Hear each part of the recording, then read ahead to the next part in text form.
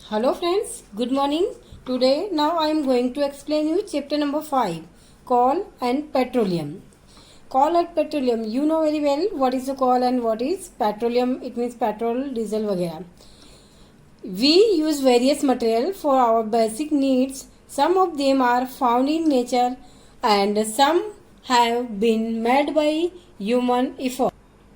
It means हम daily life में बहुत सारे मटेरियल्स यूज करते हैं हमारी बेसिक नीड्स के लिए, जिसमें कुछ तो नेचुरली प्राप्त होते हैं, कुछ मैन मेड होते हैं. बहुत सारी थिंग्स है जो नेचर से हमें बहुत सारी थिंग्स मिलती है, जैसे कि हवा, पानी और भी सनलाइट वगैरह ईटीसी, रॉक्स वगैरह, चट्टाने, ये सब नेचुरली प्राप्त होती है. इसके अलावा कुछ थिंग्स है जो मैन मेड, बहुत सारी थिंग्स है जो मैन मेड होती हैं. जैसे कि आप यहाँ लिस्ट बना सकते हैं यहाँ पे नेचुरल थिंग्स का और मैन मेड थिंग्स का. Does this list includes air, water, soil and minerals. यहाँ पे एयर, वाटर, सॉयल और मिनरल्स इंक्लूड हुए हैं. Yes, since all these are obtain from nature, क्योंकि ये सारी थिंग्स हमें नेचर से प्राप्त होती है. हमारे सराउंडिंग जो नेचर है उससे हम प्राप्त करते हैं, इसलिए इनको हम they are called natural resources. तो इनको हम नेचुरल रिसोर्सेज कहते हैं. जहाँ से इनको हम प्राप्त करते हैं, उन रिसोर्सेज को हम नेचुरल रिसोर्सेज कहते हैं और इन थिंग्स को हम नेचुरल थिंग्स कहते हैं.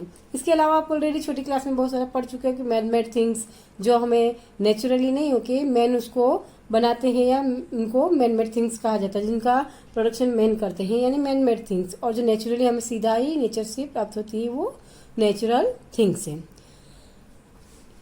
Can air, water and soil be exhausted by human activity. क्या एयर, वाटर, सॉयल एग्जिस्टेड होगी ह्यूमन एक्टिविटी से, यानी कि एग्जिस्टेड यानी कि निकट भविष्य में आने वाले समय में समाप्त हो जाएगी. जैसे कि you have already studies about water in class 7. Class 7 में हम वाटर के बारे में पढ़ चुके हैं. जो हाइड्रो एनर्जी वगैरह था वो ऑलरेडी हम क्लास 7 में पढ़ चुके हैं.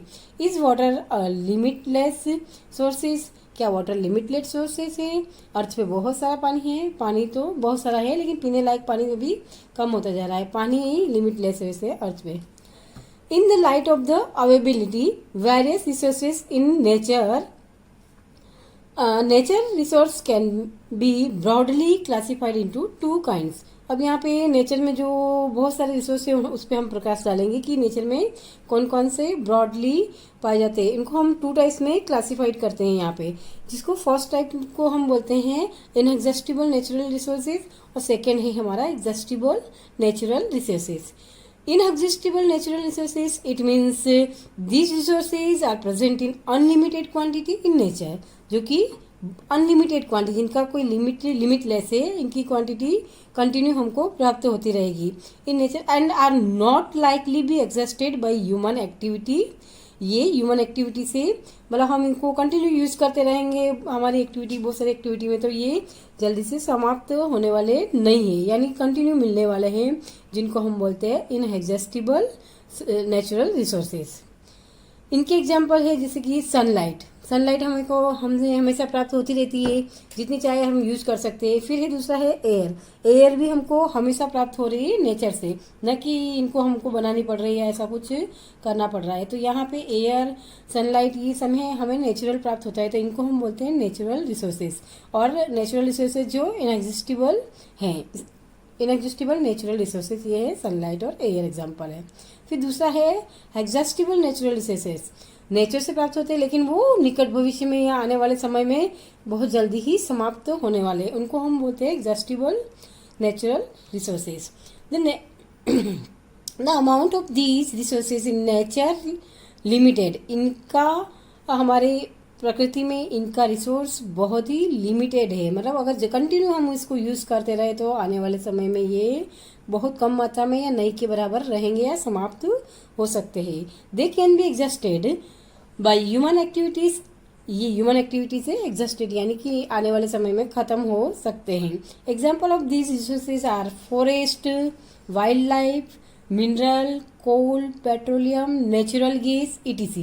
तो यहाँ पे एग्जांपल है फॉरेस्ट है। फॉरेस्ट को कंटिन्यू अगर काटा जाए तो ये खत्म हो जाएंगे एक समय में, आने वाले समय में। फिर वाइल्ड लाइफ, अगर फॉरेस्ट खत्म हुए तो वाइल्ड लाइफ ऑटोमेटिकली समाप्त हो जाएगी। और फिर मिनरल्स, मिनरल्स में जैसे कि कोल, पेट्रोलियम, ये सारे अगर कंटिन्यू खनन किया जाए, इनका खुदाई की जाए तो ये अर्थ में से खत्म हो जाएंगे, क्योंकि इनको बनने में लाखों हजारों करोड़ों वर्ष लगते हैं, कोल, पेट्रोलियम और नेचुरल गैस। तो इनको कंटिन्यू अगर हम बहुत ज़्यादा भी मात्रा में यूज़ करते हैं तो हमको इनको बहुत लिमिटेडली यूज़ करना चाहिए, न कि अनलिमिटेड मात्रा में कंटिन्यू यूज़ करते रहे तो आने वाले समय में हमारी आने वाली पीढ़ियों को ये सब मिलेगा नहीं, अच्छे से वो यूज़ नहीं कर पाएंगे, उनके लिए लगभग हो सकता है समाप्ति हो जाए बिल्कुल, क्योंकि अभी ही इतना यूज़ किया जा रहा है। तो यहाँ पे इसके लिए एक एक्टिविटी दी गई है। यहाँ पे take some containers, fill them with popcorn या पीनट्स या रोस्टेड ग्राम या टॉफीज, किसी से भी उनको भरना है। Divide students into groups of 7 each, इनको 7 के ग्रुप में डिवाइड करना है। Further divide each group into 3 सब ग्रुप्स, अब इनको वापस 3 सब ग्रुप में डिवाइड करना है। कंटेनिंग 1 2 एंड 4 स्टूडेंट्स, जिसमें 1 2 4 स्टूडेंट्स हो। Label them as A first, second और थर्ड जनरेशन रेस्पेक्टिवली। इस तरह से फर्स्ट, सेकेंड, थर्ड जनरेशन इसको नाम देना है। फिर क्या करना है, दिस सब group represent the consumers as population is growing, second and third generations have larger number of consumers। इसमें क्या करना है, फर्स्ट से थोड़े सेकंड में ज़्यादा, सेकंड से थर्ड, इस तरह से जनरेशन में ज़्यादा से ज़्यादा मेंबर्स होंगे। Put 1 full containers of each group on a table, हर एक ग्रुप के लिए कंटेनर टेबल पर रखना है। आज कंज्यूमर्स ऑफ फर्स्ट जनरेशन, पहले फर्स्ट जनरेशन के हर एक each group to consume eatable from the container of them group. First generation को बोलना है, उन ग्रुप में से जो फर्स्ट जनरेशन के मेंबर्स हैं उनको उसमें से खाने के लिए बोलना है। Now ask the second generation, फिर सेकेंड जनरेशन के कंज्यूमर्स को from each group to do the same, सभी में से उसको खाने के लिए मतलब कुछ बोलना है। Ask the students to observe carefully the availability of eatable in each containers. अब ये सारे कंटेनर्स में खाने की मात्रा कितनी है, जब पहले देखोगे तो जब फर्स्ट जनरेशन आई थी तब तो बहुत सारा था, उनको आराम से खाने को मिल रहा था इजी वे में, मतलब बहुत सारा भरा हुआ था सारे कंटेनर में। फिर सेकंड आई तो उनको कम मात्रा में प्राप्त हुआ, यानी कि बहुत कम हो गया, तो उन्होंने सोचा कि थोड़ा पीछे के लिए छोड़ दे, तो उन्होंने थोड़ा बहुत छोड़ दिया, बहुत कुछ खा चुके हैं, थोड़ा बहुत छोड़ दिया। फिर थर्ड जनरेशन जब आती है, finally observe whether all the consumers of third generation got the eatable और नॉट। अब फाइनली थर्ड के लिए वास्तव में है कि नहीं है, तो वहाँ बहुत कम मात्रा में सारी चीज़ें बचती हैं, तो वो उनके लिए खाने के लिए बहुत कम है या नहीं के बराबर होता है। तो इस तरह से आप देख सकते हो कि आप जैसे कि कोल वगैरह, पेट्रोलियम वगैरह अगर खनन किया जाए, कंटिन्यू यूज़ किया जाए, तो आने वाली जनरेशन 1 बाय 1 जो जनरेशन आती जा रही है अपनी, तो उनके लिए कुछ भी नहीं बचेगा। वो लोगों के लिए पेट्रोल वगैरह यूज़ करने के लिए कुछ नहीं बचेगा, तो उनको वापस साइकिल वगैरह नेचुरल रिसोर्सेज पे आना पड़ेगा, या फिर उनके लिए कोई कठिनाई खड़ी हो सकती है, या कुछ नया रिसोर्स उनको ढूंढना पड़ सकता है।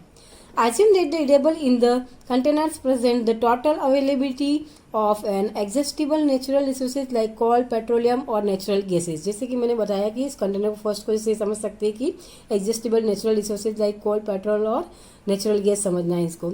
Each group may have an different consumption pattern, हर एक ग्रुप में अलग अलग पैटर्न, डिफरेंट पैटर्न होता है, क्योंकि फर्स्ट वाले को तो बहुत ज़्यादा मिल रहा है तो वो आराम से यूज़ कर पा रहा है, सेकेंड को थोड़ा कम यूज़ करना पड़ेगा तो उसका थोड़ा पैटर्न चेंज हो जाएगा यूज़ करने का। Are the earlier generation of any groups too greedy, क्या फर्स्ट बहुत ग्रेडी थी? It may be that the earlier generation in same groups were concerns about the coming generations, क्या वो अपने आने वाले जनरेशन के बारे में कंसर्न थी, and let some things for them, और उसके लिए कुछ छोड़ती थी। तो हमें क्या करना है कि हमें अपनी जनरेशन का ध्यान रखना है, आने वाली का, जैसे कंटिन्यू हमको इतना सारा ज़रूरत से ज़्यादा कंज्यूम नहीं करना है, कोल, पेट्रोलियम, इन सब को जहाँ तक हो सके हमें बचाना है, कुछ नेचुरल रिसोर्सेज को भी यूज़ करना है ताकि आने वाली जनरेशन को भी ये मिल सके। In this chapter we will learn about some exhaustible natural resources like coal, petroleum and natural gas. हम इस चैप्टर में यहाँ पे पढ़ेंगे कोल के बारे में, पेट्रोलियम के बारे में और नेचुरल गैस के बारे में।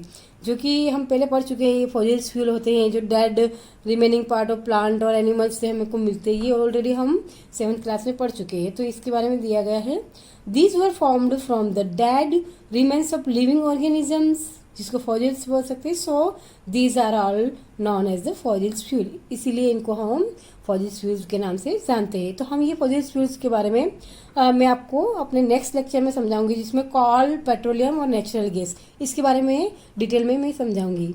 अभी के लिए इतना ही, गुड बाय।